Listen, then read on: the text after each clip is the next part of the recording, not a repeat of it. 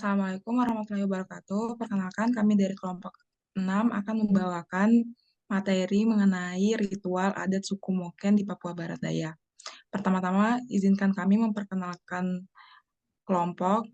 Saya sebagai moderator Dewi Munitofir dengan NPM 033. Saya Ari Putu Lestari, NPM 02. Saya Anggun Nurul Isma, NPM 017.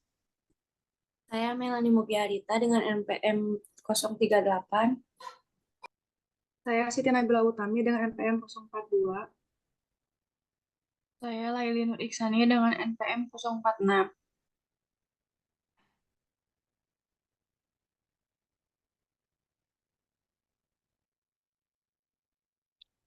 Yang pertama yaitu ada ritual adat suku Moken Papua Barat Daya, di mana ritual adat suku Moken Papua Barat Daya adalah serangkaian tindakan dan tradisi yang dilakukan secara turun-temurun oleh suku Moken untuk berhubungan dengan leluhur, roh-roh, dan alam sekitar. Ritual-ritual ini memiliki makna yang mendalam bagi suku Moken dan merupakan bagian penting dari identitas mereka. Fungsi ritual adat suku Moken yang pertama yaitu menjaga keseimbangan alam. Suku Moken percaya bahwa alam semesta memiliki keseimbangan yang harus dijaga. Ritual adat mereka bertujuan untuk menjaga keseimbangan dan memastikan kelestarian alam. Yang kedua yaitu ada menjalin hubungan dengan leluhur dan roh-roh, di mana suku Moken percaya bahwa leluhur dan roh-roh mereka masih ada dan dapat membantu mereka dalam kehidupan sehari-hari. Ritual adat mereka bertujuan untuk menjalin hubungan dengan leluhur dan roh-roh ini dan mendapatkan bantuan mereka. Yang ketiga yaitu menyampaikan rasa syukur, di mana suku Moken sering melakukan ritual adat untuk menyampaikan rasa syukur atas panen yang melimpah, kesehatan yang baik, dan keberuntungan lainnya. Dan yang terakhir yaitu ada memohon perlindungan, di mana suku Moken juga melakukan ritual adat untuk memohon perlindungan dari bahaya seperti penyakit, kecelakaan, dan bencana alam.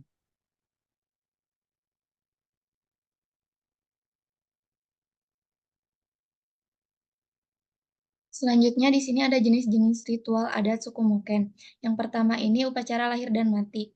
Nah, upacara lahir ini adalah upacara yang dilakukan saat bayi lahir. Dukun desa akan melakukan ritual untuk membersihkan bayi dari roh jahat. Tali pusar bayi kemudian dikeringkan dan disimpan sebagai jimat. Lalu ada upacara kematian.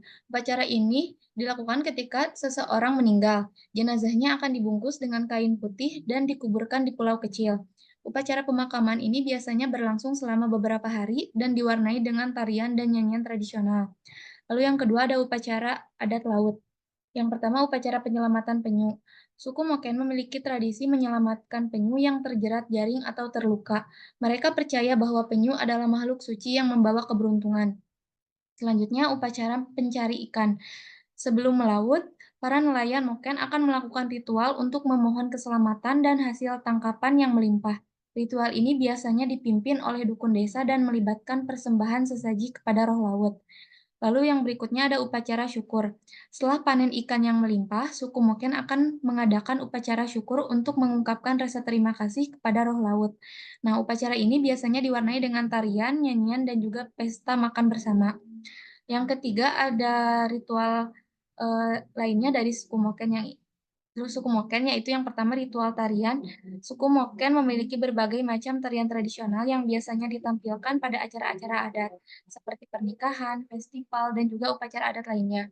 Lalu yang berikutnya ritual musik. Musik tradisional Moken biasanya dimainkan dengan alat musik tradisional seperti gendang, gong, dan suling. Musik ini biasanya digunakan untuk mengiringi tarian dan nyanyian tradisional. Selanjutnya, nilai-nilai yang terkandung dalam ritual adat suku Moken. Yang pertama ini kesadaran terhadap alam. Ritual adat suku Moken menunjukkan kesadaran mereka yang tinggi terhadap alam dan pentingnya menjaga kelestariannya. Lalu kepercayaan spiritual.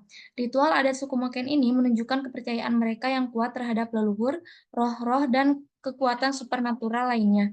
Lalu rasa syukur. Ritual adat suku Moken menunjukkan rasa syukur mereka atas segala berkah yang mereka terima. Lalu yang terakhir ada kebersamaan. Ritual adat suku Moken biasanya dilakukan secara bersama-sama oleh seluruh anggota komunitas. Hal ini menunjukkan nilai kebersamaan yang tinggi dalam budaya suku Moken. Selanjutnya ada hukum adat masyarakat Moken di Papua Barat Daya. Masyarakat Moken di Papua Barat memiliki sistem hukum adat yang kompleks dan kaya yang dikenal sebagai sasi. Sasi adalah sistem pengelolaan sumber daya alam yang berkelanjutan berdasarkan kearifan lokal dan nilai-nilai spiritual. Sistem ini telah dipraktikkan selama berabad-abad dan menjadi bagian integral dari identitas budaya Moken. Selanjutnya ada prinsip-prinsip utama sasi. Yang pertama ada penentuan musim. Masyarakat Moken membagi tahun menjadi beberapa musim berdasarkan siklus alam seperti panen, musim bertelur, dan musim kawin. Yang kedua ada pembagian wilayah. Wilayah adat Moken dibagi menjadi beberapa zona dengan aturan dan larangan yang berbeda untuk setiap zona. Yang ketiga ada larangan dan pantangan. Ada berbagai larangan dan pantangan yang harus dipatuhi oleh masyarakat Moken seperti larangan menangkap ikan di musim bertelur, larangan menebang pohon di daerah tertentu, dan larangan melakukan aktivitas yang dapat merusak lingkungan. Yang keempat, ada sanksi. Bagi mereka yang melanggar aturan sanksi, akan dikenakan sanksi adat seperti denda atau teguran dari ketua adat. Selanjutnya ada fungsi sasi. Yang pertama, melestarikan sumber daya alam. Sasi membantu menjaga kelestarian sumber daya alam seperti ikan, hutan, dan terumbu karang. Yang kedua, ada menjaga keseimbangan ekosistem. Sasi membantu menjaga keseimbangan ekosistem dengan memastikan bahwa sumber daya alam tidak dieksploitasi secara berlebihan. Yang ketiga, memperkuat nilai-nilai budaya. Sasi membantu memperkuat nilai-nilai budaya Moken seperti rasa hormat terhadap alam dan leluhur.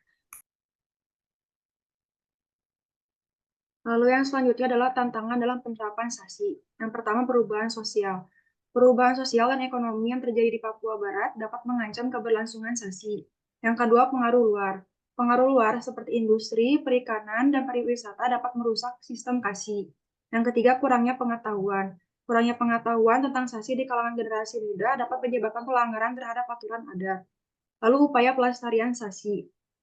Yang pertama, sosialisasi, yaitu melakukan sosialisasi kepada masyarakat, terutama generasi muda, tentang pentingnya sasi. Yang kedua, pemberdayaan masyarakat, yaitu memberdayakan masyarakat Moken untuk mengelola sumber daya alam mereka secara berkelanjutan. Yang ketiga, penelitian, yaitu melakukan penelitian untuk mendokumentasikan dan memahami sistem sasi. Lalu yang keempat, kerjasama, yaitu bekerjasama dengan pemerintah, organisasi non-pemerintah, dan akademisi untuk melestarikan sasi. Lalu yang selanjutnya yaitu kaitannya hukum dan suku Moken. Suku Moken pada umumnya mengikuti hukum adat mereka sendiri, yang dimana berfokus pada harmoni dan saling menghormati. Namun, mereka juga secara tidak langsung juga tunduk pada hukum nasional, terutama dalam hak-hak asasi manusia dan perlindungan lingkungan. Namun, keterbatasan akses dan juga tertinggalnya teknologi suku Moken masih sangat kurang mengetahui mengenai hukum di Indonesia.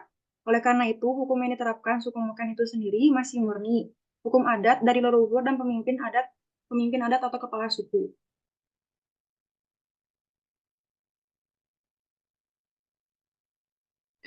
Selanjutnya, faktor terjadinya konflik di suku Moken Papua.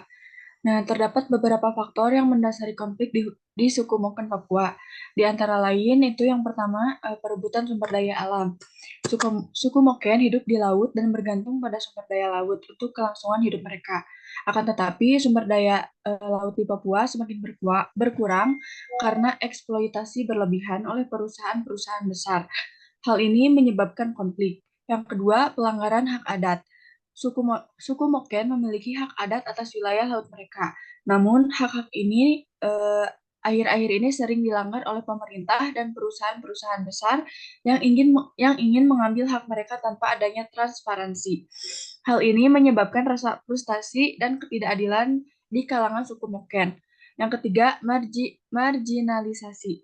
Suku Moken adalah kelompok minoritas di Papua dan sering dipinggirkan oleh masyarakat mayoritas. Hal ini menyebabkan rasa diskriminasi dan isolasi di kalangan suku Moken.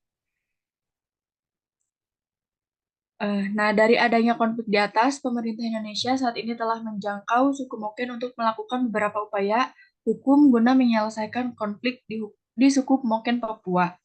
Antara lain, yang pertama, menetapkan peraturan perundang-undangan peraturan perundang-undangan, pemerintah telah menetapkan beberapa peraturan perundang-undangan yang bertujuan untuk melindungi hak-hak suku Moken dan sumber daya laut mereka. Yang kedua, membentuk program pendampingan. Pemerintah telah membentuk beberapa program pendampingan untuk membantu suku Moken mengembangkan ekonomi mereka dan meningkatkan taraf hidup mereka serta pemahaman hukum. Yang ketiga, melakukan dialog. Pemerintah telah melakukan dialog dengan suku Moken untuk memahami akar konflik dan mencari solusi yang damai. Namun, masih banyak yang harus dilakukan untuk menyelesaikan konflik di suku Moken Papua. Solusi yang permanen harus didasarkan pada pengakuan atas hak-hak adat suku Moken dan partisipasi mereka dalam pengambilan keputusan yang terkait dengan wilayah laut mereka. Dan yang terakhir, kesimpulan. Nah, ritual adat suku Moken Papua Barat Daya ini adalah bagian penting dari budaya dan tradisi mereka.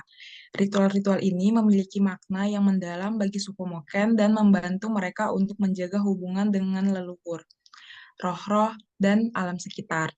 Ritual-ritual ini juga menunjukkan nilai-nilai penting yang dipegang teguh oleh suku Moken, seperti kesadaran terhadap alam, kepercayaan spiritual, rasa syukur, dan kebersamaan. Nah, pada dasarnya suku Moken masih belum paham dengan hukum yang ada di Indonesia. Oleh karena itu, dengan adanya artikel ini atau materi ini dapat menjadi perhatian untuk kita semua yang ada di sini. Oke, mungkin sekian pemaparan materi kami mengenai ritual Moken di Papua Barat Daya. Kurang dan lebihnya mohon dimaafkan. Assalamualaikum warahmatullahi wabarakatuh.